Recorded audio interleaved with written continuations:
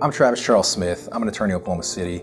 I'm going to talk about a topic that really doesn't have a black and white answer, but it's a question that every client asks, and everybody wants to know before they even call a lawyer, how much is my case worth?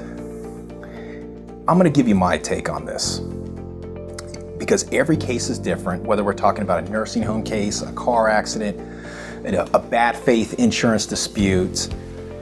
I don't know if lawyers tell their clients this or where these things come from. You'll hear things like, well, my car accident is worth 2 times medical bills or 3 times medical bills. And, I think there's a huge problem with lawyers who think like insurance adjusters. They think that you just input this stuff into a calculator and that's what your case is worth. I'm here to tell you it's not, okay? When you come to me, I need to know the evidence. I need to know what kind of medical treatment you had. I need to know how much that medical treatment cost, but I want to know a lot of other stuff about you. How important is it to you?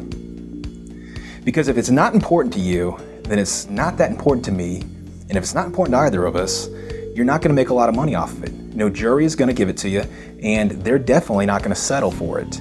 The cases that I've had that were the biggest outcomes, they were cases that meant a lot to the client. And when it means a lot to you, it means a lot to me. If you don't really care about your case, then your case is not worth a lot, okay? I'm not gonna ask you to go tally up, bring me a bunch of receipts like an accountant, and I'm gonna tally it up and tell you what it's worth. It really has to do with what kind of injustice you suffered and how that injustice affected your life.